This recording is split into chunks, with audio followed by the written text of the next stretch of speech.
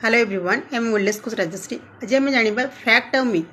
बहुत सारा लोकंर धारणा जे मु एक्सरसाइज कले मोर वेट लॉस हो ना। एक्सरसाइज कले आपणकर स्ट्रेंथ बढ़िबो फास्ट है। देन आपणकर हार्ट हेल्थ भल रहिबो।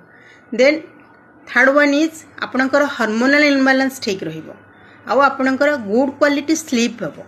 आउ आपण जदि 40 वर्ष भी एक्सरसाइज करूछन्ती आपनको 25-30 वर्ष जाए फीलिंग आसीबो जोटा कि आपन को भल लगे।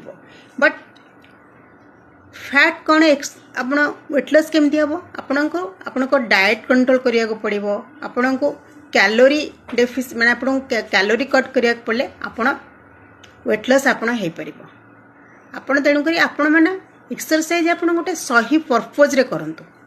माने आपन गोटे भल पर्पज नहीं कले आपन एक्सरसाइज करबा को भल लागिबो।